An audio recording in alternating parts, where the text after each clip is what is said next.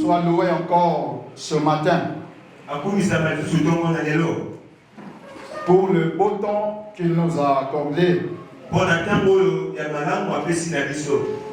afin que nous soyons dans sa maison. La parole du Seigneur dit: il est doux et agréable que les bien-aimés de demeurer ensemble.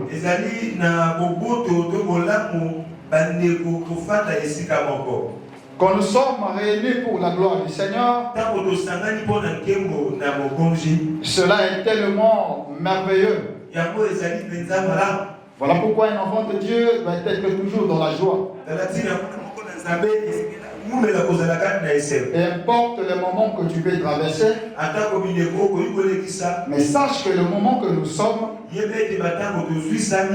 dans la maison de Dieu, où tout est possible pour Dieu. Alléluia. Amen. Donc ne vois pas ton problème comme un problème qui dépasse l'entendement. Devant le Seigneur, ton problème est tellement petit. Parce que auprès du Seigneur, il y a de multiples solutions. Des réponses que tu peux attendre d'avoir dans 2 ans, dans 3 ans ou encore dans 1 semaine, dans 2 semaines. Mais auprès du Seigneur, Dieu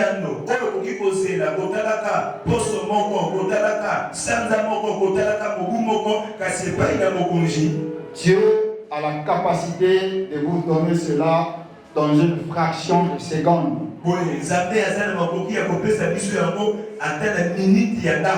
Car la parole de Dieu nous rend témoignage de comment est-ce qu'il a fait avec nos aïeux.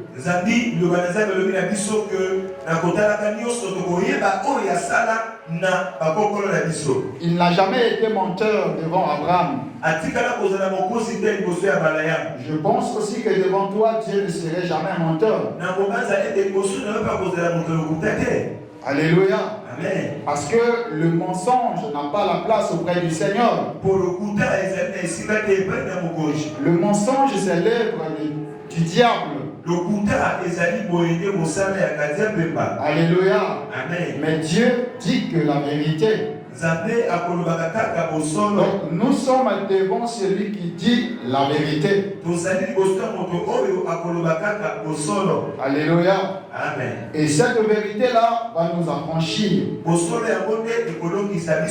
grand problème est que tu disposes seulement ton cœur pour écouter le Seigneur. Alléluia. Nous avions un thème au tableau que nous avions intitulé La loi et la grâce. Alléluia. Amen. C'est pas une guerre entre la loi et la grâce. La grâce, pardon.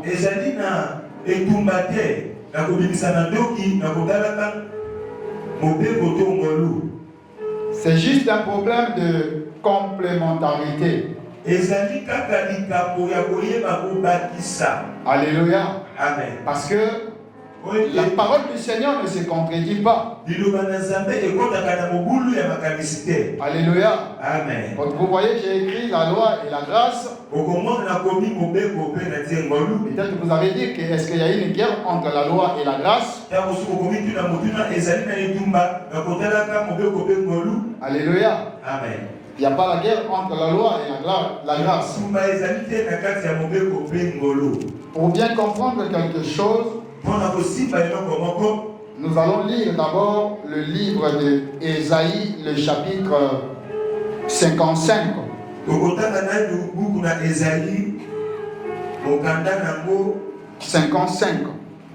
Le verset 8 jusqu'à 9.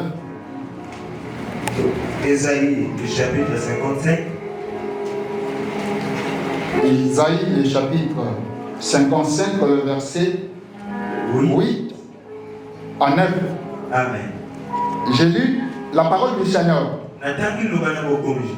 Car mes pensées ne sont pas vos pensées. Makanisi na ngai ezali makanisi na bino te. Et vos voix ne sont pas mes voix, dit l'Éternel. Banzela na ngai ezali banzela na bino te elobi Yahweh. Autant que les cieux sont élevés au-dessus de la terre, Nakotelaka ete lokola balikolo ezali likolo ya babele, autant mes voix sont élevées au-dessus de vos voix. boye pe banzela na ngai ezali likolo ya banzela na bino. Et mes pensées au-dessus de vos pensées. Pe makanisi na ngai likolo ya makanisi na bino. Amen. Amen. Ça, c'est le prophète Isaïe qui parle. Oyo te bosakoli Esaya azali koloba. Avant de comprendre la parole de Dieu, Yango ya kososolwa na Nzambe, nous devions faire l'effort de comprendre cet passage. esenge tosala boye makasi ya kosimba motango oyo. La parole de Dieu dit que Lobanasa kolobi ete la pensée de l'Éternel ne sont pas nos pensées. boye makanisi na Yawe ezali makanisi na biso te. Les voix de l'Éternel ne sont pas aussi nos voix. Banzela na Yawe ezali pe oyo ya biso te. Alléluia. Amen. Tellement la pensée de l'Éternel est tellement élevée. Kotelaka ete makanisi na Nzambe ezali penza likolo. La Bible ajoute encore, même sa voix est tellement élevée. Combien bakisi ete ata ko banzela na ye ezalaka penza likolo koleka. Alléluia. Amen. Donc si la pensée de l'Éternel est élevée, Soki makanisi na Yawe ezali likolo, ça veut dire que nos pensées sont souvent terrestres. elikoba ete makanisi na biso ezali na se. Alléluia. Je dis amen. Mais la parole que nous lisons, Liloba oyo tokotalaka c'est la parole de Dieu. ezali liloba ya Nzambe. C'est la pensée de Dieu. Ezali likanisi na Nzambe. Alléluia. Amen. Vous pouvez avoir la pensée dans vos têtes. Bokosala boye makanisi na bamutu na bino. Mais la pensée qui est dans vos têtes, Kasi likanisi oyo ezali na kati ya bamutu na bino. c'est pas la pensée qui est dans la tête du Seigneur. Ezali makanisi oyo ezali te na kati na mutu na nkolo. Alléluia.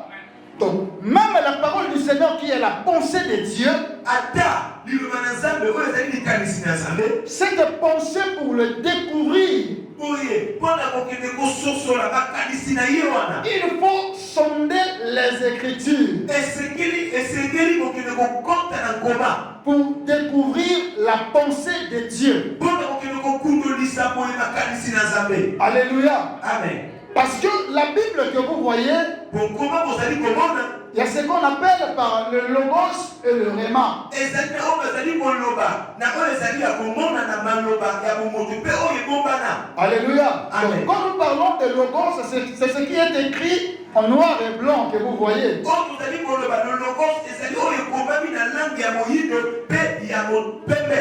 Mais le Réma, c'est la révélation qui se cache derrière le noir et blanc. Kasi boye lorema bazali koloba na biso ezali mabombamo na nkolo oyo ebombami na nsima ya langue ya moyindo mpe ya pembe oyo. Alléluia. Amen. Mais il arrive que nos pensées s'arrêtent seulement dans le noir et blanc, c'est-à-dire le Logos. ekokomela biso makanisi na biso esuka kaka na oyo totangi tomoni na moyindo mpe pembe oyo. Alors que ce que Dieu veut, nzoka oyo Nzambe alingi c'est nous quittons le Logos, nous rentrons dans le Réma. totika oyo ezali komona likolo kasi tokomela mozindo oyo ebombami. Lorsque nous allons rentrer dans le Réma, ntango tokende kokotela kati na oyo c'est ebombami là où nous allons découvrir la pensée de Dieu. nde tokende kokundolisa makanisi na Nzambe. Alléluia. Mais si nous restons dans le Logos, nous n'allons pas découvrir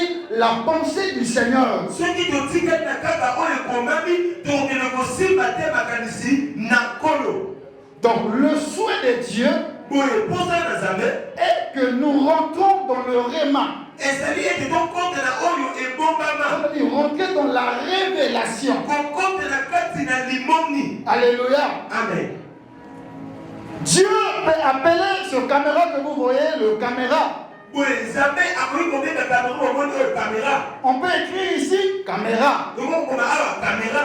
Mais dans la pensée de Dieu, kasi na C'est pas le caméra que vous voyez.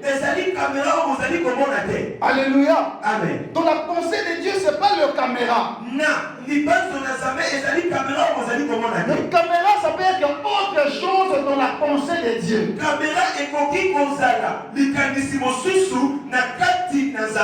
Donc un enfant de Dieu doit faire l'effort. Nous allons faire des efforts de chercher plutôt le réma du Seigneur, la révélation du Seigneur. Alléluia. Amen. Et si nous restons dans les logos, nous allons tâtonner. Alléluia. Amen. Voilà pourquoi il y a certaines choses que la Bible appelle ici. La Bible peut appeler quelque chose, par exemple, l'arbre. Mais dans la pensée de Dieu, c'est pas l'arbre. Dans la pensée de Dieu, c'est autre chose. Alléluia. Amen. C'est comme il avait parlé même du figuier. Alléluia. Amen. La Bible dit, il a maudit le figuier qui n'avait pas de fruits. Mais si tu restes seulement que Dieu a maudit le figuier, en ce moment-là, tu te perds. Mais quand tu rentres dans la profondeur, tu vas comprendre que non, ce n'était pas le figuier naturel. Le figuier en question, c'était un homme. C'était un peuple. Un peuple d'Israël. Mais pour comprendre cela, il faut remonter un peu l'histoire. Comprendre ce que Dieu discutait avec les pharisiens. En ce moment-là, tu vas comprendre que Dieu parle du figuier, mais en réalité, ce n'était pas le figuier.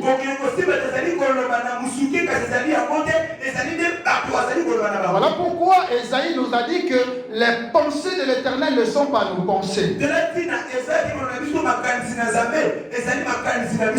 Alléluia. Amen. C'était juste une parenthèse afin que lorsque nous allons rentrer dans la parole du Seigneur, que tu ne te perds pas.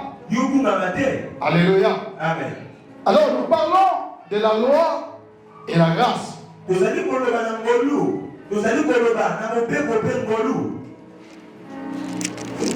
Avant de commencer, pour rentrer dans le vif du sujet, nous allons d'abord prendre la parole dans le livre de Jean.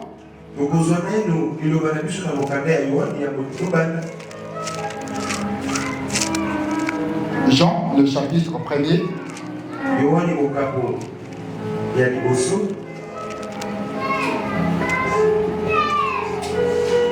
Le verset 16 à 17.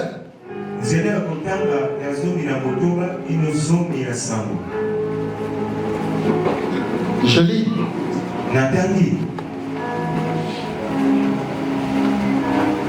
Et nous avions tous reçu de la plénitude et grâce pour grâce.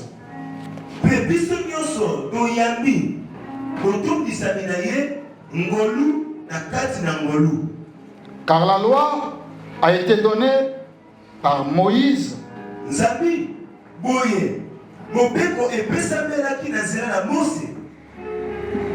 La grâce et la vérité sont venues par Jésus-Christ. Nous avions tous reçu de la plénitude et grâce pour grâce.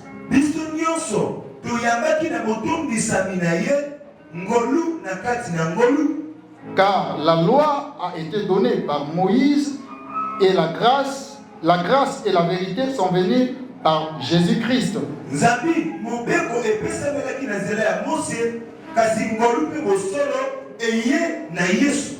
Alléluia. Amen. Applaudissons pour la parole du Seigneur.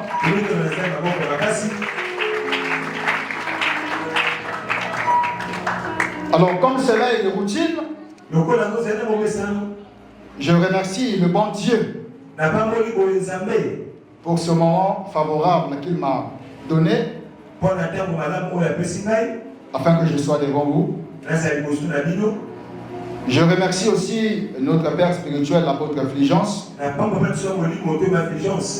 C'est grâce à lui que nous sommes assis sur cette révélation, amener le monde à croire à l'évangile.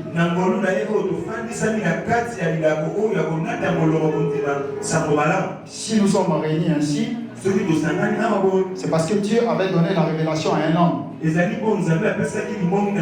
Dieu travaille toujours avec les hommes. Alléluia. Amen. Je remercie aussi l'évêque, notre berger, pour aussi l'opportunité de ce qu'il a accepté que je sois devant vous. Que le Seigneur soit loué. Nous venons de lire quelque chose de très important. Quelque chose de très merveilleux. Ce qui m'intéresse plus ici, c'est le verset 17. Alléluia. Quand je dis le verset 17, je n'ai pas dit que le verset 16 est mauvais, non. Que ce soit le verset 16, le verset 17, sont toujours la parole du Seigneur. Et c'est le verset 16 qui a donné la pensée du verset 17.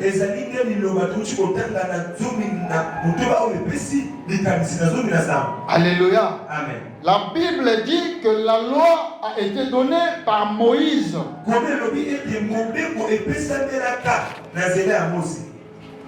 La grâce et la vérité est venue par Jésus-Christ.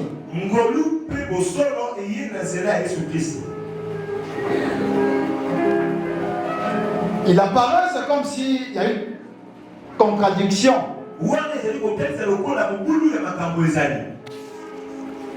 C'est pas Moïse qui a donné la loi. Amen. Alléluia. Amen. C'est pas Moïse qui avait donné la loi. C'est ce qui est dit même dans la parole du Seigneur. Quelque part, il est dit que c'est Dieu qui avait donné la loi à Moïse. Donc Moïse n'a joué que le rôle du porte-parole.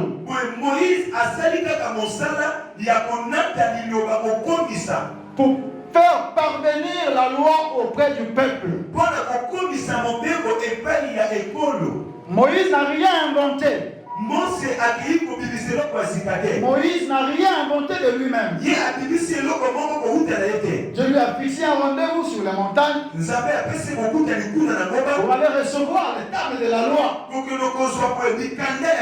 Après que Moïse a reçu cela, il est venu auprès du Seigneur. Il a transmis cela auprès du peuple. Amen. Amen. Afin que le peuple marche selon la loi.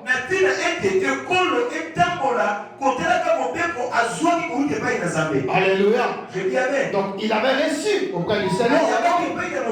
Il a transmis cela au peuple afin qu'il y ait de l'harmonie dans la marche du Seigneur.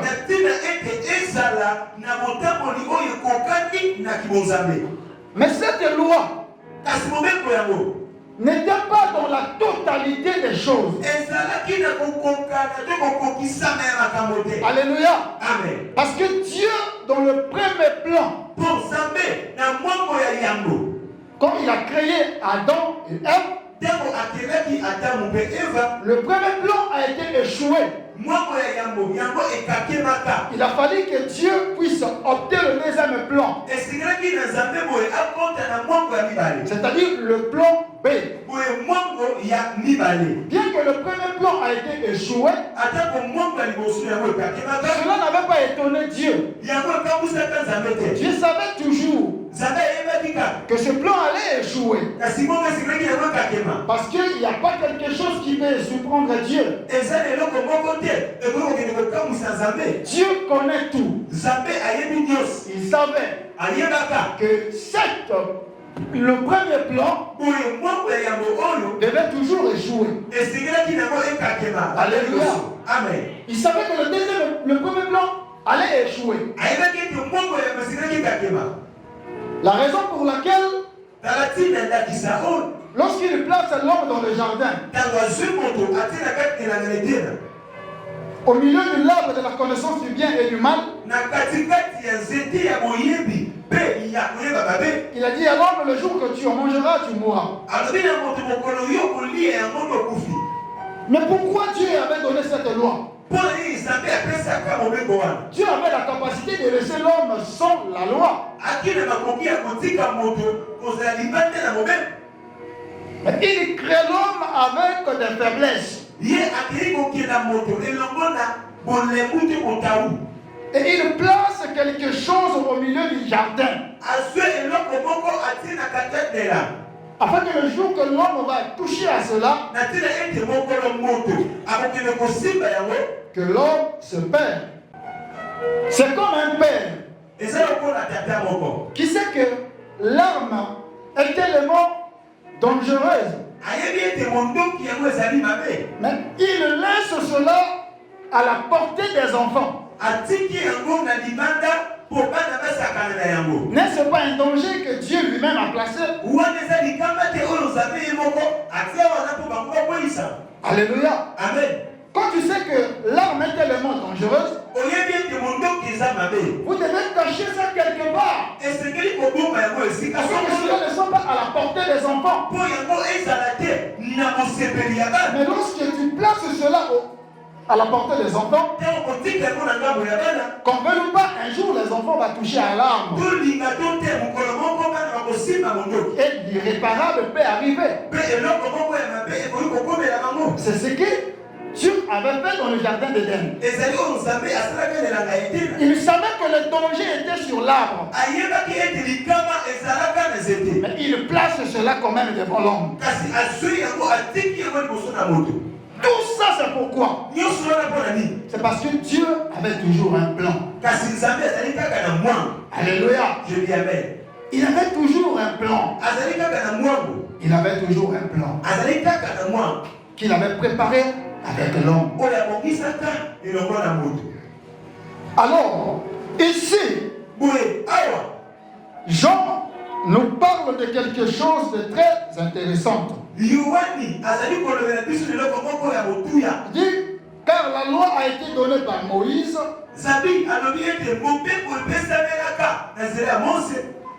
la grâce et la vérité sont venus par Jésus-Christ.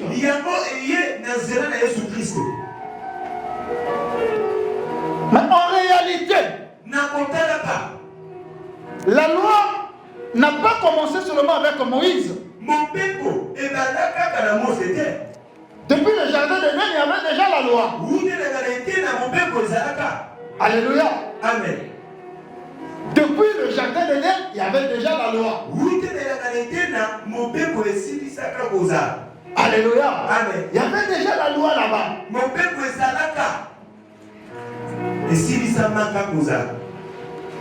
Si nous pouvons aussi aller plus loin, nous pouvons aussi dire, le sacerdoce aussi a commencé depuis le jardin d'Éden. Parce que c'est là-bas aussi que l'animal a été tué. Amen. Où on avait pris la peau pour couvrir la nudité de l'homme. En d'autres termes, pour couvrir le péché de l'homme. Ça veut dire que le sang a commencé à couler depuis le jardin d'Éden. Et quand vous prenez nos aïeux, vous allez voir qu'il y avait des sacrifices qui se faisaient.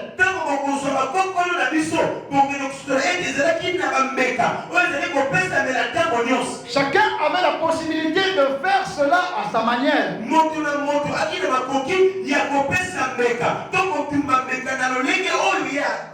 Comme Dieu est tellement intelligent, il voulait que les choses passe maintenant dans l'ordre. Il y avait déjà le sacerdoce qui se faisait. Parce que nous avions vu comment est-ce que les Abraham ont sacrifié aussi les choses. Alléluia. Amen. Mais Dieu arrive à l'époque de Moïse pour harmoniser maintenant les choses.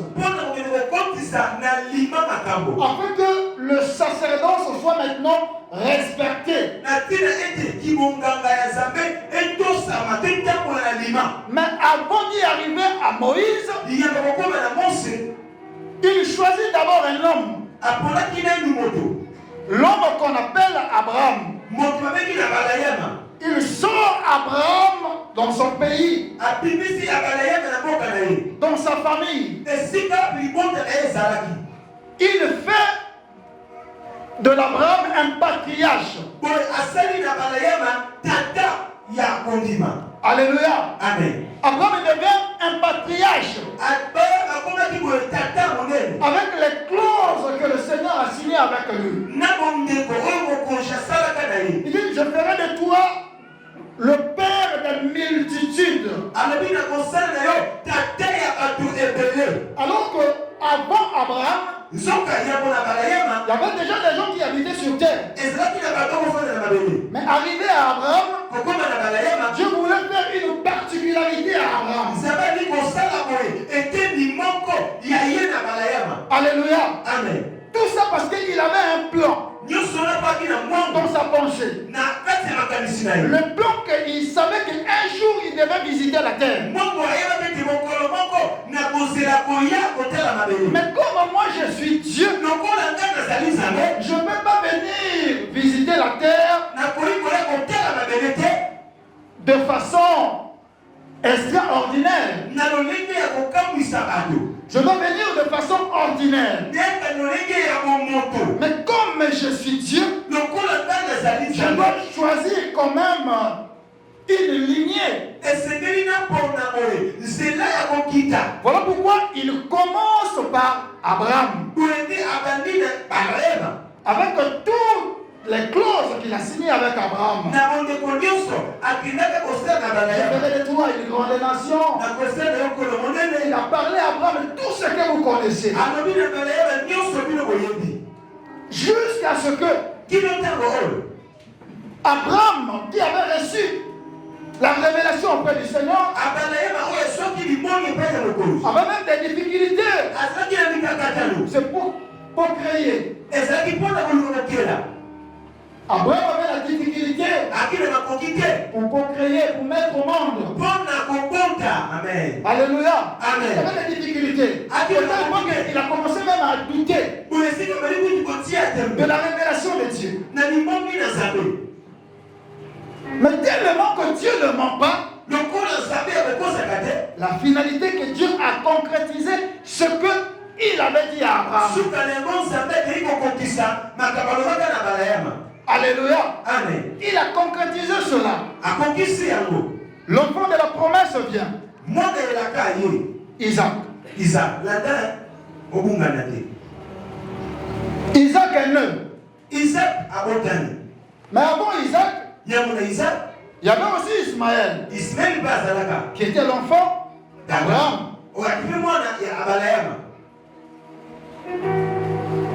Ismaël était un enfant d'Abraham. Mais la promesse ne reposait pas sur Ismaël.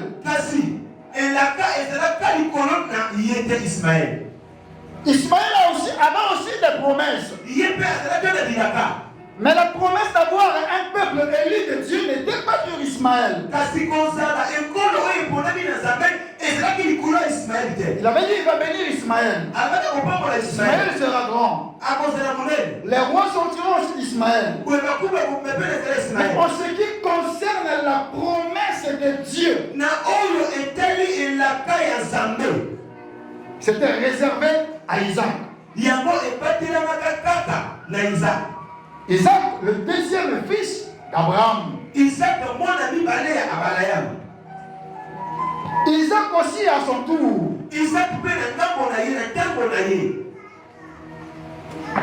Il avait pris aussi une femme où il devait continuer aussi la lignée. Mais avant d'aborder d'abord Isaac, une précision de taille.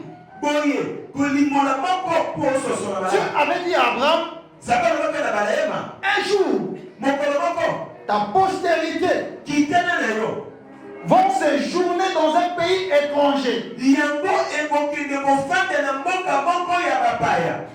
Amen. On primera sur eux pendant 4 siècles. Et moi, Dieu, je vais venir le libérer. Alléluia. Amen. Il parle de 4 siècles. Alors Isaac aussi à son tour. Malgré la difficulté de la femme de procréer aussi, Isaac aussi met au monde deux fils, Jacob et Esaü. Vous connaissez bien l'histoire de Jacob et Esaü.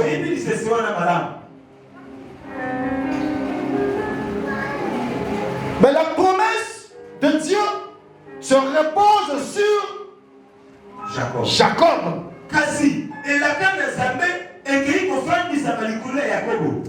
Deuxième fils. Dieu travaille toujours avec les chiffres. C'est pas pour rien qu'il établit ces choses, les chiffres là. C'est le deuxième fils qui avait de la promesse. Si vous allez encore plus loin en arrière, avec Caïn et Abel, Caïn aussi était le premier fils. Mais l'offrande qui était agréée, c'était l'offrande d'Abel. Le deuxième fils. Alléluia. Amen. Qu'est-ce qui se cache derrière le chiffre 2? Si vous parcourez la Bible, vous allez voir même l'histoire de Tamar. L'histoire de Tamar, si vous pouvez lire ça, c'est dans le livre de Genèse, le chapitre 38. Le verset 26 à 30.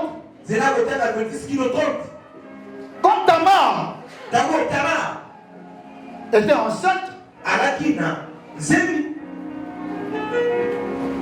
un jour, elle était prête à mettre au monde.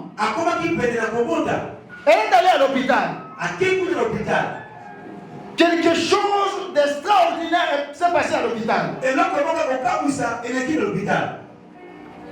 Devant la sage-femme. La Bible dit qu'elle avait les jumeaux qui étaient dans son ventre.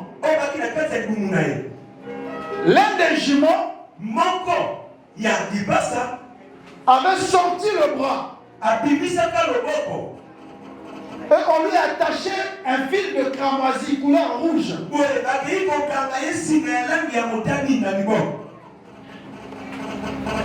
Quand la sage-femme voit cela,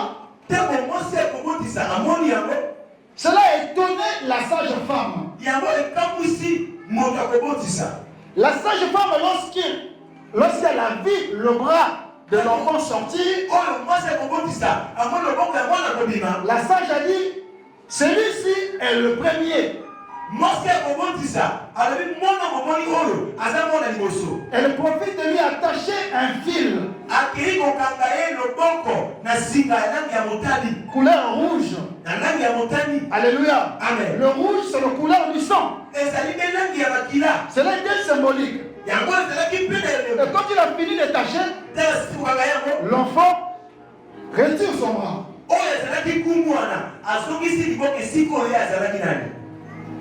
C'est-à-dire, le bras est reparti encore dans le ventre. L'autre fils est sorti. Celui qui est sorti La sage femme, quand elle voit l'enfant sortir,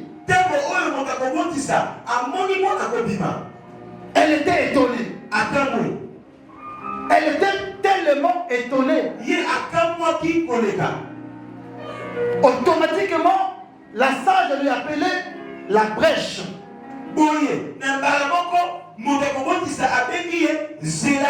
Alléluia. Amen. C'est parce qu'il a créé un chemin. Il a créé un chemin pour sortir. Alléluia. Parce que l'autre était déjà devant. Mais comment est-ce qu'il a fait un miracle pour sortir le premier? Et celui qui devait sortir le premier est réparti en arrière. Mais gloire soit rendue à Dieu parce que celui qui devait sortir le premier, on lui avait attaché un fil de couleur rouge.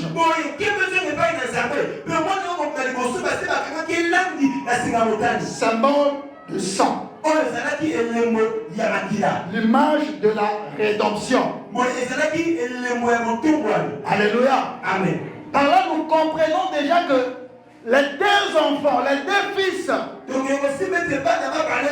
c'était déjà l'image de l'Église et l'image d'Israël. Dieu n'a pas permis que l'Église sorte le premier. Alléluia. Amen. Mais l'Église avait déjà des signaux précurseurs. Avec son fil rouge. Alléluia. Amen. Cela était symbolique et spirituel. Mais l'enfant qui sort le premier n'avait pas cette signe. Je vous ai dit que cela est l'image de l'Église et d'Israël. Israël étant pour le premier fils, et l'Église étant pour le deuxième fils. Revenons sur Jacob. Isaac, pardon. Isaac met au monde deux enfants. Il bénit le deuxième. Même le premier fils avait légué ce droit d'aînesse au second. Cela était aussi symbolique. Alléluia. Cela était aussi symbolique. Par là, vous allez comprendre également que le premier fils, Esaü, il représente également Israël. Alléluia. Amen. Je sais que Jacob, quelque part, on lui appelle Israël. Alléluia. Amen. Mais restons d'abord dans les deux fils qui étaient nés. L'autre qui vend son droit d'aînesse. Alléluia. Amen. Jacob a reçu la bénédiction de son père. Jusqu'à ce que le frère a fâché. On l'a fait fuir. Il est allé quelque part, il est trouvé dans la maison. Alléluia. Amen. Là-bas, il a grandi, il a eu aussi deux femmes. Mais quand il était arrivé dans la maison de Jéthro,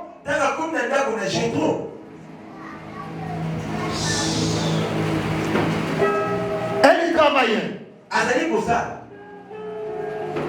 Elle y travaillait. Elle y travaillait. Laban. C'est Laban. Dans la maison de Laban, elle y travaillait. Jusqu'à ce qu'elle a aimé une fille de Laban. Qui était Rachel. Laban a dit qu'il a travaillé 7 ans pour avoir Rachel. Il a travaillé 7 ans.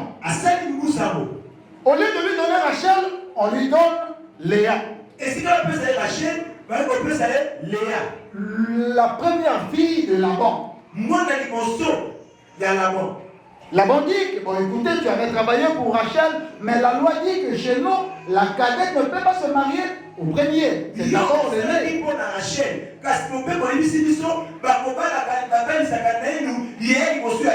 Donc reste avec Léa, tu vas travailler encore, je te donne l'occasion, tu vas travailler encore 7 ans pour récupérer Léa.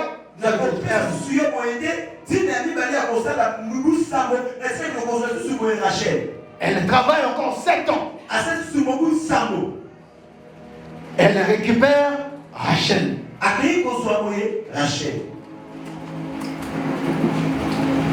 Ça fait 14 ans qu'il a travaillé.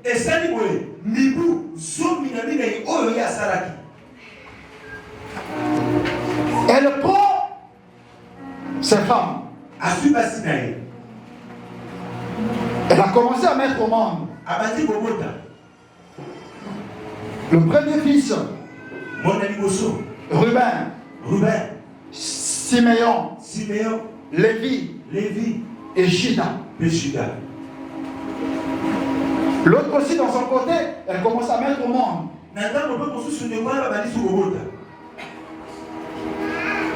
Jusqu'à ce qu'ils ont créé une famille. Mais ce que j'aime plus ici, ce sont les chiffres.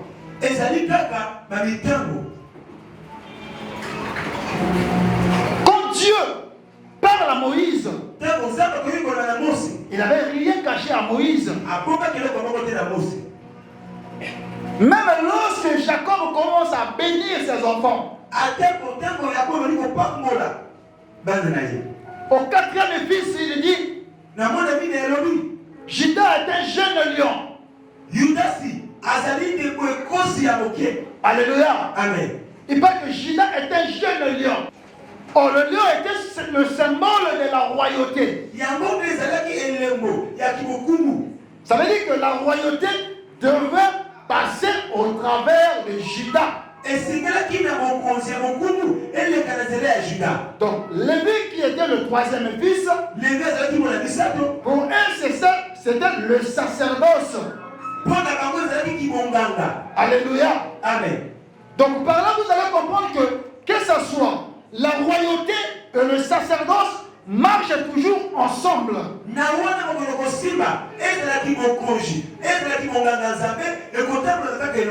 Alléluia. Amen. Cela marche ensemble. Cela marche toujours ensemble.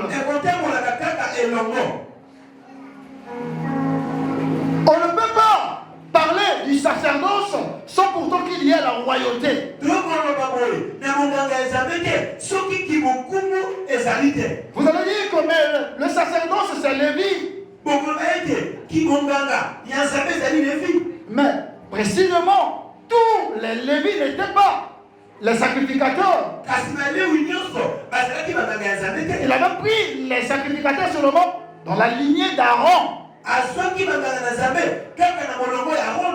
Je veux dire que tous ceux qui sont ici sont de la famille de Lévi.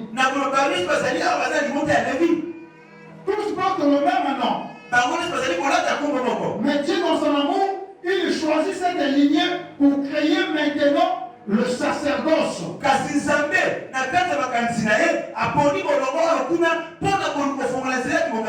famille d'Aaron. Donc c'était la famille d'Aaron qui officiait, qui travaillait dans la maison de l'Éternel. Alléluia. Amen. Il travaillait pour Dieu. Alléluia. Amen. Il exerçait le ministère du sacerdoce. Pour que la loi soit respectée. Alléluia. Je dis amen. La loi devait être respectée. C'était Aaron qui emmenait l'ordre de ces choses. Alléluia. Amen. Mais quand vous allez dans les profondeurs des choses, vous allez comprendre que même dans la royauté, derrière ça se cachait aussi le sacerdoce. Parce que vous allez voir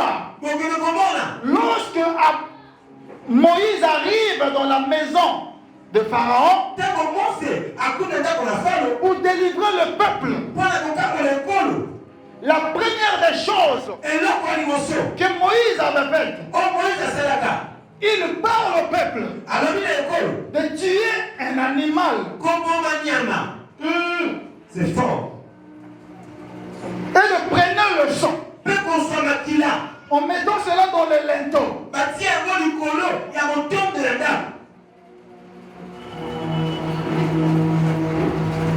Alors que Moïse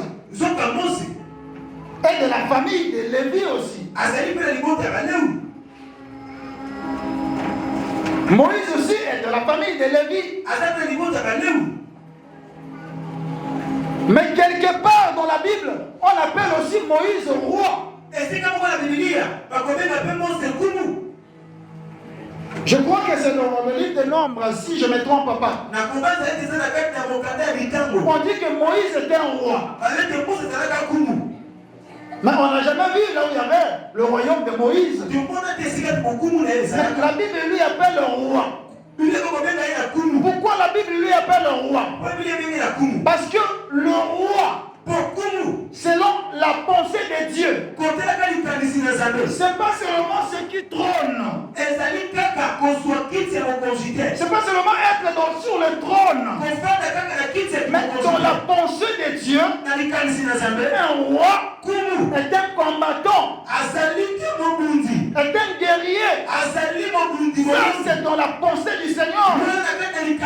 Donc, si on appelle Moïse roi, donc Dieu lui appelle le roi parce qu'il était un combattant.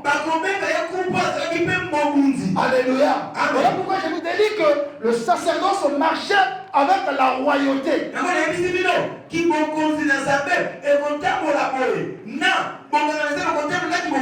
Bien que Moïse n'était pas dans la famille royale, il était dans la famille de Lévi. Mais comme il était combattant, on a trouvé en lui la portion de la royauté. Alléluia. On a trouvé cette portion-là à cause parce qu'il était combattant. Alléluia. Donc, le peuple d'Israël marchait avec la loi. Mais cette loi n'était que l'ombre des choses à venir. Dieu savait qu'un jour il allait venir.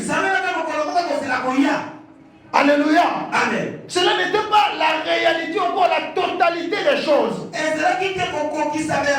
Alléluia. Amen. Cela était dans l'imperfection. Donc Dieu crée la famille royale. C'est-à-dire le quatrième fils de Jacob. C'est-à-dire Judas. Cette lignée-là, c'est le ligné que les rois devaient sortir. Alléluia. C'est à partir de là que vous allez voir que David aussi était un roi. Parce que David était dans la famille de Lévi. Alléluia. Et David également a fait cela. L'œuvre du sacerdoce.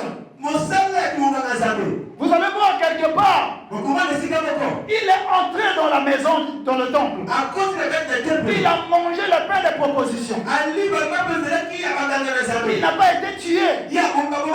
Alors que cela était réservé uniquement aux sacrificateurs. On n'a pas mis la main sur David. Alléluia. Amen. Parce qu'en lui, il y avait aussi cette portion-là du sacerdoce. Mais cela n'était pas la totalité des choses. Alléluia. Amen. Donc le chiffre 4, qui est le chiffre de la royauté, et le chiffre 3, qui est le chiffre des sacrificateurs. Si vous faisiez 4 fois 3, vous allez retrouver 12. Et dans le 12, là, vous allez voir que dans le 12 tribus d'Israël est là. Ces choses-là n'étaient pas au hasard. Alléluia. Amen. Donc 12, 4 fois 3, ça fait 12. 4 fois 3 est 12. Alléluia. Amen. C'est-à-dire le 12 tribus d'Israël. Donc Dieu aussi dans son plan, il voulait maintenant incarner toutes ces choses en lui.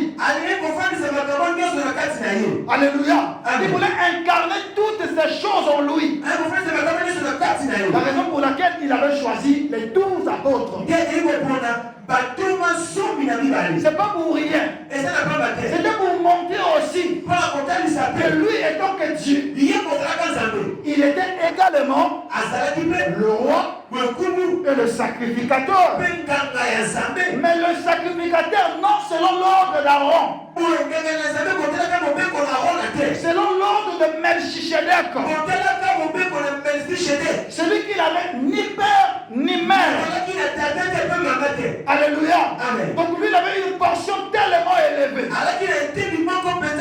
Mais pour venir au monde, il devait d'abord respecter cette lignée. Son père s'appelle Joseph. Sa maman était Marie. C'est ce que la Bible nous dit. Malgré que vous allez dire que c'était le Saint-Esprit. Mais restons d'abord dans cette lignée. C'était Joseph son père. Et Marie sa mère.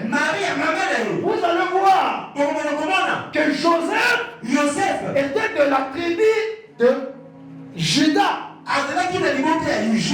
Et Marie était de la tribu de Lévi. Alléluia. Amen. Vous allez voir que le 4 fois 3 nous donne encore 12.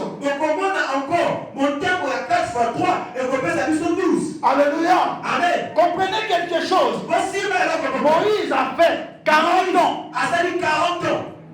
dans la maison de Pharaon. 40 ans dans le désert en train de perdre le troupeau de Jéthro. 40 ans. 40 ans dans le désert. Donc le chiffre 4. Et lorsque vous calculez cela, ça vous donne l'âge de Moïse. Ça vous donne 120 ans de Moïse. Mais si vous repartez en arrière, les 40 ans dans le désert, les 40 ans dans la maison de Pharaon, les 40 ans en train de perdre le troupeau, ça vous donne 40 ans. Ça veut dire que le 3 fois 4 nous donne 12. Donc lui aussi il incarnait. Mais toutes ces choses n'est que l'ombre. Mais pourquoi maintenant le deuxième fils avait toujours la possibilité de prendre le dessus? C'est parce que Dieu savait qu'un jour Israël va régner le Seigneur. Alléluia. Et je dois récupérer le deuxième fils qui est l'Église. Alléluia. Je sais que c'est fort. Vous allez... Non, ils vont s'habituer à embrayer les eaux. La nourriture est tellement solide. D'accord. Vous allez voir, lorsque Joseph emmène les deux fils qu'il avait mis au monde en Égypte, Jacob était avancé en âge. Il ne le voyait plus. Mais quand Joseph amène les deux fils, Jacob lui a posé la question. Qui sont-ils? Il dit, ce sont mes deux fils que j'ai eus ici. Alors, la Bible dit que Manassé était à droite. Et Ephraïm était à gauche. Parce que la bénédiction devait d'abord passer par la droite. Ensuite la main gauche. Mais Jacob dans la révélation. Là Jacob ne voyait pas. Qu'est-ce qu'il fait? Il La main droite est passée dans la main gauche. Et la main gauche est passée dans la main droite. Alléluia. Amen. Et cela forme automatiquement la croix. Cela n'était pas au hasard. Et pourquoi Dieu inverse ces choses? Alors que Jacob ne le voyait pas. Joseph vient. Il dit, papa, qu'est-ce que tu es en train de faire? D'abord, Manassé. Il reste calme, Joseph. Je ne sais pas ce que je suis en train de faire.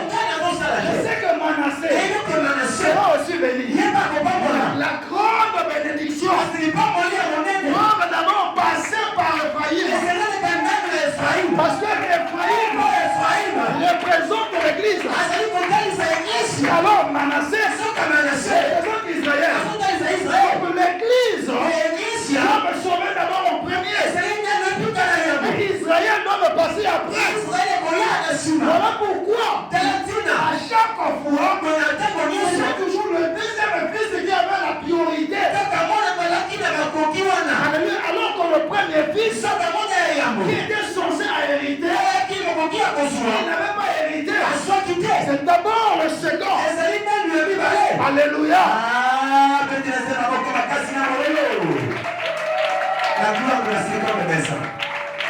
Donc par là nous comprenons que la loi et la grâce, bien que cela marche ensemble, mais la grâce prime sur la loi. Parce que la loi n'est que l'ombre de la grâce. Voilà pourquoi vous allez comprendre quelque chose. Que l'ombre en réalité n'est pas la vérité. N'est que la réalité. Mais cela n'est pas la vérité. Vous ne pouvez pas mesurer la taille d'une personne par son ombre. Ça se passe pas. Donc Israël était resté plus sur l'ombre. Alléluia. Amen. C'est-à-dire la loi. Alléluia. Amen. Écoutez-moi bien. Si vous avez besoin d'une personne, vous savez que non, à 12 heures, je vais rendez-vous avec une personne. La personne arrive déjà au portail. Il vient. Il a franchi le portail. Dans son ombre. Il va passer en premier. Lorsque tu vas voir son ombre, il va dire, la personne arrive. Mais avant que la personne physique soit là, c'est d'abord son ombre. C'est d'abord son ombre qui va passer. En ce moment-là, tu ne peux pas appuyer seulement au ombre. Tu n'as pas besoin de son ombre, mais tu as besoin de sa personne. Alléluia. Israël n'avait pas compris cette chose. Il était appuyé seulement à l'ombre. Voilà pourquoi quand Jésus vient, lui qui était le véritable, lui qui était la lumière, alléluia. Amen. Parce que pour qu'il y ait l'ombre, il faudrait qu'il y ait la lumière. C'est la lumière qui crée l'ombre. S'il n'y a pas la lumière, l'ombre ne serait pas. Alléluia.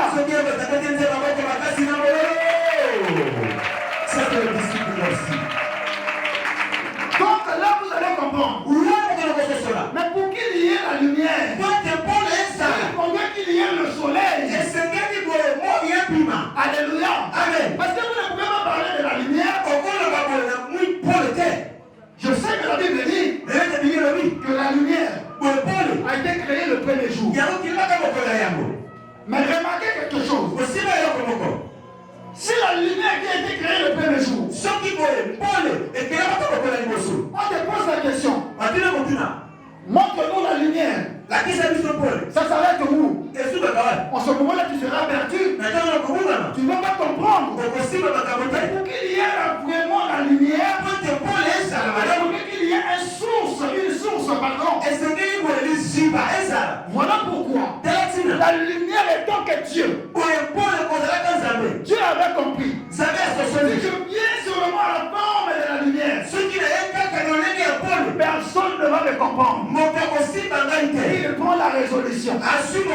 Le 4e jour, il crée maintenant le soleil. Le soleil c'était que le corps. Il prend la lumière, il le met dans le soleil.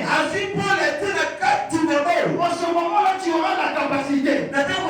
Si on te pose la question, d'où provient la lumière, tu auras la capacité de monter l'ampoule. C'est l'ampoule là, qui de nous éclairer. Au départ, il n'y avait pas l'ampoule. Oh, c'était le 4e jour que le soleil était créé. Alléluia. Donc le soleil qui était un corps, Dieu étant que lumière, il rentre dans le soleil. Il commence à marcher. Alléluia. Pourquoi il choisit seulement le 4e jour? Parce qu'il savait. Le 4e fils, c'est Juda. La royauté. Je vais passer par Juda. Quand je vais créer le soleil, quand je vais créer le 4e jour, c'était pas au hasard. Pour la Bible se répond dans Genèse. Ce que vous voyez dans le monde, le livre de Genèse englobe cela. Le livre de Genèse, la création englobe tout. C'est quand Jésus arrive sur la terre, la Bible lui appelle celui le soleil levant. Alléluia. Le soleil levant. Parce qu'il avait porté un corps pour venir visiter la terre. En d'autres termes, il a pris la parole qui était Dieu. Il a formé cette parole, il a donné cela le corps. Et il est venu parmi les hommes. Voilà pourquoi, de la même manière, il avait pris la lumière en mettant cela dans le soleil. En réalité, le soleil n'est qu'un corps. Mais c'est la lumière qui éclaire. Alléluia. Le soleil n'est qu'un corps. Pour faire un mouvement. Donc ce mouvement de la jeunesse, c'est un mouvement que Dieu devait visiter la terre. Mais pour visiter la terre, il savait que Israël devait d'abord rester comme ça. Alléluia. L'église devait être sauvée en premier. Voilà pourquoi, dès la genèse des choses, la loi du deuxième fils opprimait toujours. Alléluia. Abel a dominé sur Caïn. Malgré que Caïn a tué, c'est l'offrande qui a été agréée. Pour Abel, cela n'a pas été agréé. Pourquoi? Parce que Abel était berger. Pour Caïn, il était le fruit de la terre. Si cela était le fruit de la terre, ça veut dire cela était ferme. Or, l'autel, il n'a pas besoin de la fruit de la terre.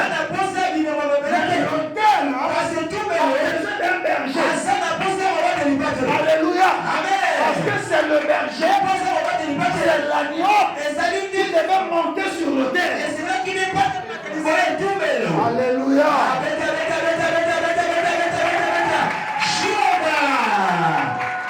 C'est bien.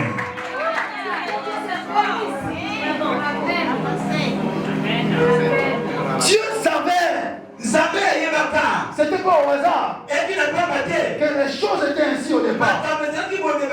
Alléluia. Amen. Voilà pourquoi Abel a été tué. Lui qui était le berger. Jésus aussi, il vient et donc le berger, et donc un agneau. Alléluia. Mais pourquoi lui appelle par l'agneau? Jean-Baptiste le voit, il dit, voici l'agneau de Dieu qui ôte le péché du monde. Donc au départ, le péché n'était pas enlevé. Bien qu'il y avait le service sacerdotal, bien qu'Aaron faisait ce service, mais le péché n'était pas enlevé. Il couvrait seulement le péché. Il couvrait le péché. Un jour a compris. Cette fois-ci, il dit, voici l'agneau de Dieu. Il ôte le péché du monde. En d'autres termes, voici l'agneau de Dieu qui apporte la grâce. Alléluia.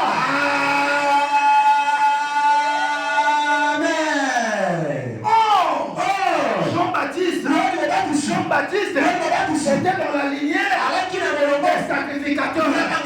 Parce que son père était sacrificateur. Alléluia. C'est-à-dire le troisième fils, Lévi. Alléluia. La lignée des sacrificateurs. Alléluia. Il était le troisième fils. Mais Dieu n'avait pas besoin de ça. Dieu avait besoin de celui qui incarne les deux fonctions. La fonction de la royauté et de sacrificature. Oh, Jésus incarnait tous les deux. Il était le roi, le lion de la tribu de Juda. Et ensuite, il était aussi l'agneau de Dieu. Il ôte le péché du monde. Il incarne les deux fonctions. Autrefois, les sacrificateurs ne pouvaient pas incarner les deux fonctions. Parce que vous allez constater dans Jean-Baptiste avait l'habitude de s'habiller avec la peau de l'âne. Or, l'âne n'était qu'un serviteur. Or, c'était son emblème. C'était l'emblème de Jean-Baptiste, c'était l'âne. Le chameau, pardon. Chameau. Donc il apportait la peau du chameau. Je vais vous signifier quelque chose là. Jean-Baptiste portait la peau du chameau. Or le chameau, c'est l'animal du désert. Or, pour monter à l'autel, on n'a pas besoin du chameau. On a besoin de l'agneau qui devait monter sur l'autel. Qu'est-ce que cela veut dire? Cela veut dire que la famille d'Aaron, bien qu'ils se sacrifiaient, ils sacrifiaient les animaux, mais eux-mêmes, ils ne se sacrifiaient pas. Ils étaient contentés qu'au service. Alléluia. Amen.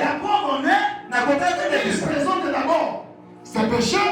Et ensuite, le péché du peuple. Oh, l'agneau de Dieu qui devait ôter le péché du monde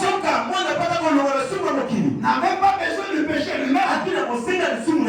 Alléluia. Amen. Il avait besoin seulement de porter le péché du peuple. Oh, je vous ai dit que le chameau, c'est l'animal du désert. Il rend service. Il ne monte pas sur l'autel. Donc le chameau représente la famille d'Aaron. Il sacrifiait les agneaux. Eux-mêmes ne se sacrifiaient pas. Alléluia. Parce que le chameau ne peut pas monter sur l'autel. Remarquez quelque chose. Dans la vie du chameau. Or le chameau a une bosse. Une bosse là. Cette bosse là c'est quoi? C'est la graisse. Alléluia. Amen. Cela est la graisse. Parce que pour marcher dans le désert, il faut dire que l'agneau puisse avoir de l'eau. Le chameau puisse avoir de l'eau. Mais le chameau ne peut pas contenir beaucoup de l'eau. Alléluia. Amen. La raison pour laquelle il avait cette graisse là ici, lorsque l'eau va finir dans son corps, cette graisse là va se liquéfier pour lui donner de la force de marcher encore dans le désert. La raison pour laquelle vous allez voir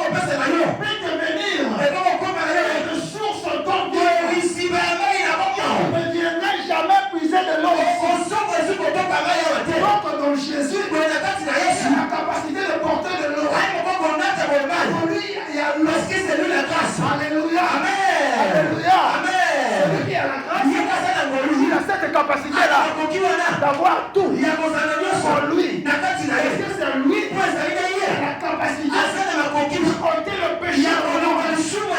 Alors que le chameau ne pourrait pas. Il a ses limites. Il a ses limites. Mais l'agneau, il a la capacité de donner son corps et à récupérer. Alléluia. Amen. Applaudissons pour le Seigneur.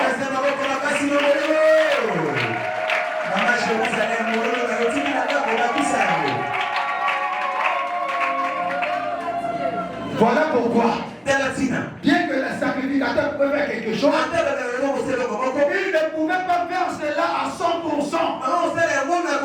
Il avait des limites. Ce sont les chameaux. Voilà pourquoi Jean-Baptiste, qui était le dernier prophète de l'Ancien Testament, malgré que son histoire est écrite dans le Nouveau Testament, il était le dernier prophète de l'Ancien Testament.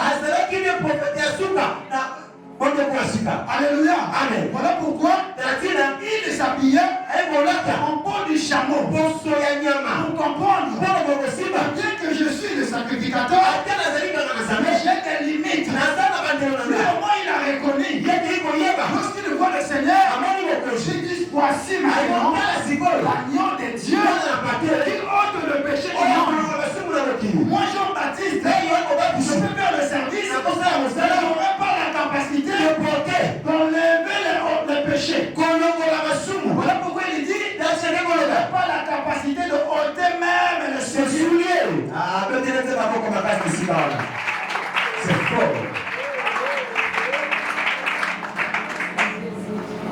Celui qui peut apporter la grâce véritable, c'est de Dieu. Mais cette grâce, des personnes qui ont reçu cela le premier, c'est nous l'église. C'est nous l'église. C'est d'abord l'église qui a reçu cette grâce.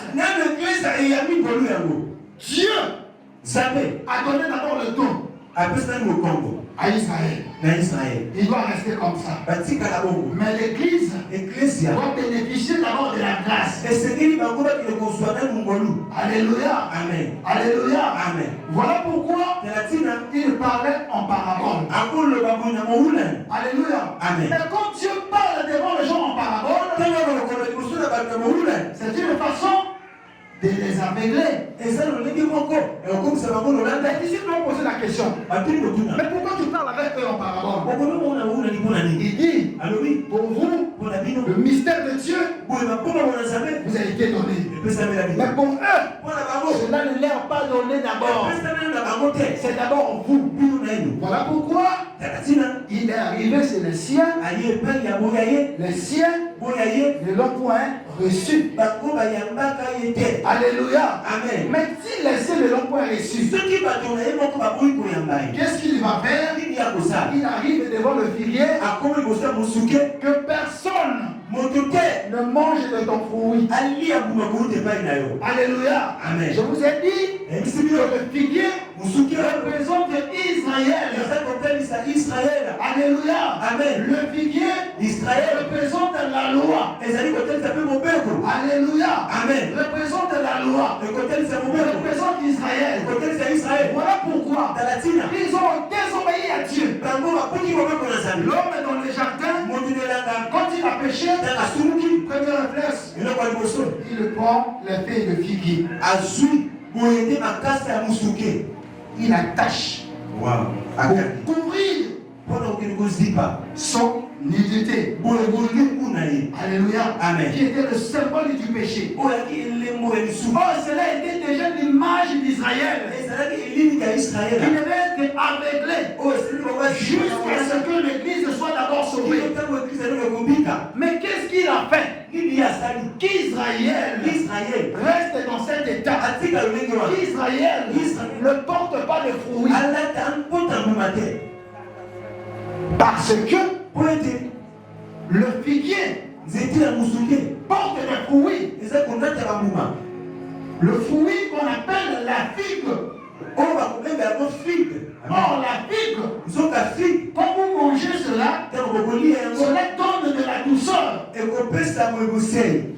douceur. Alléluia. Amen. Donc Israël avait manqué de la douceur. Alléluia. Amen. Donc comme Israël a manqué de la douceur, devant son créateur, qu'est-ce qu'il fait? Il maudit Israël. Alléluia. Amen. Il maudit Israël. Il dit que personne ne mange de ton fruit. Je ne sais pas contre Israël. Je sais que c'est notre horloge. Mais qu'on veuille ou pas, c'était le plan de Dieu. Israël devait d'abord rester comme ça. Alléluia. Amen. Aujourd'hui, vous voyez Israël. Il est en train de frapper Gaza. Il est en train de frapper même le Liban. Il donne les instructions même à Iran. Il dit si tu bouges encore, je vais te frapper aussi. Il n'écoute personne Israël. C'est encore de la force. Mais les témoignages de la Bible nous disent qu'un jour, Israël sera encerclé par ses ennemis. Il sera encerclé par ses ennemis jusqu'à ce qu'ils vont pleurer amèrement. Et en ce moment-là, c'est le moment où l'Éternel va venir à sauver. Mais pour le moment, Israël, il est encore comme ça. Voilà pourquoi dans l'histoire des figuiers, vous allez voir. Je crois que dans le livre de Marc et Matthieu, l'autre parle que lorsque le Seigneur a maudit le figuier, c'était automatiquement cela était devenu sec. Alléluia. Amen. Mais l'autre aussi parle. Le lendemain, pendant que le Seigneur sortait, Pierre dit à Jésus, voilà le figuier que tu avais maudit est devenu maintenant sec. Donc, comme le Seigneur avait maudit le figuier, cela n'était pas encore sec. Alléluia. Donc aujourd'hui, Israël a encore de la force. Il a encore de la force. Il a encore de la force. Mais spirituellement, il était mort. Alléluia. Amen. Spirituellement, il était mort. Voilà pourquoi, dans le jardin d'Éden, vous allez voir, Dieu dit si tu manges l'arbre de la connaissance du bien et du mal, automatiquement tu mourras. Quand l'homme a mangé, est-ce qu'il était mort? Non. Donc la mort avait dépassé. C'était d'abord la mort physique et ensuite une mort spirituelle.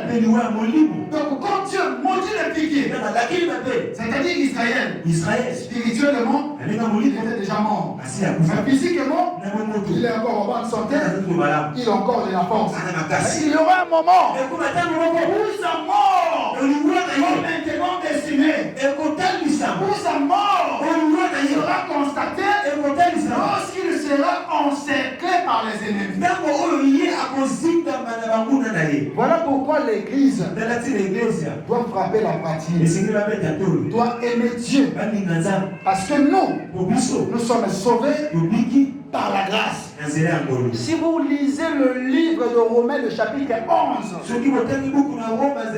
lisez tout le chapitre, vous allez voir comment est-ce que Dieu est en train de comparer Israël à nous les nations.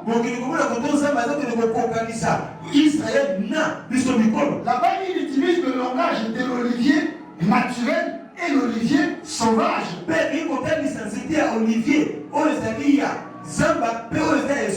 L'olivier sauvage, c'est nous les nations. Mais nous avions été greffiers. Babandisa biso. Babandisa biso ndengeli.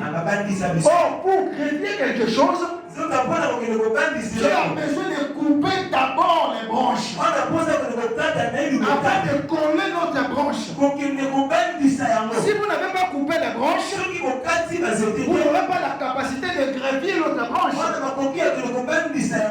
veut dire qu'Israël était coupé afin que nous puissions avoir la possibilité d'être Alléluia. Amen. Au trône qui est Jésus-Christ. Applaudissez pour le Seigneur. Voilà, mes bien-aimés.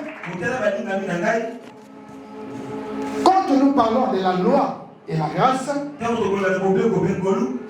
comprenons que la loi que Dieu avait donnée à Israël, c'est parce qu'il avait un plan de venir d'abord sauver l'Église en premier. Voilà pourquoi cette loi qui avait donné à son peuple n'avait pas la capacité de mener la perfection dans le monde. C'était juste l'à peu près. C'était juste l'ombre. Pourquoi il devait arrêter cela dans l'ombre? Parce qu'il savait que l'Église devait d'abord être sauvée en premier. Alléluia. Voilà pourquoi lorsqu'ils ont fait bénir Manassé et Ephraïm, ils croisent les bras, qui forment la croix. Ça veut dire que l'Église, pour qu'il puisse bénéficier de la grâce, tout devait passer par la croix. Alléluia. Amen. Donc, en d'autres termes, on peut dire que Ephraïm représentait le Christ, qui avait la possibilité de soulever la croix. Il rentre dans Jérusalem avec la joie parce qu'il était béni. Mais quand il sort, c'était les pleurs. Il avait la croix. Alléluia. Amen. Que le Seigneur nous bénisse. Ferme les yeux. Je dois pouvoir rendre grâce au Seigneur. Seigneur, je te rends grâce, honneur et louange, tout en comprenant ce mystère que tu nous as sauvés par grâce. Ce n'est pas nos efforts, mais nous avions reçu la grâce auprès de toi, tu nous as sauvés. Mais cette grâce, Seigneur, au contraire, ne nous donne pas la possibilité de vivre dans le péché. Au contraire, cette grâce doit augmenter la crainte en nous, Seigneur. Parce que si nous comprenons que ton propre peuple que tu as choisi selon le conseil de ta volonté a été retranché, nous qui étions loin de toi, tu nous as appelés auprès de toi. Mais si nous vivons dans le péché, tu es capable de nous sanctionner sévèrement. Alléluia. Alors donne-moi de la force. Donne ma soeur de la force. Donne mes soeurs de la force afin que nous soyons capables de vivre dans la crainte, de vivre dans le tremblement, tout en sachant que le propriétaire de la grâce, il a ouvert les yeux pour nous regarder afin que nous ne soyons pas retranchés. Le premier peuple était retranché à cause de leur désobéissance. Il arrive que nous disons que nous sommes sauvés par grâce, nous faisons du désordre, alors que cette grâce aussi, c'est une piège pour nous. Seigneur, aide-nous. Donne-nous la force de surmonter certaines choses afin que nous ne puissions pas donner le dos à Jésus, mais que nous gardons la foi. Peu importe les problèmes, peu importe ce qui peut nous arriver, les turbulences, Seigneur, que nous gardons la foi, que personne ne nous séduise, que nous soyons un, unis, tous dans un commun accord, jusqu'à ce que nous partons, nous parvenions à l'unité de la foi. Saisis-nous par ta main droite. Malgré la chair, il arrive que nous tombons. Mais Seigneur, par ton amour, par ta grâce, soulève-nous afin que nous continuions la marche avec toi. Au nom du Seigneur Jésus. Au nom du Seigneur Jésus. C'est ainsi que nous venons de prier et nous disons Amen. Amen. Applaudissons pour le Seigneur.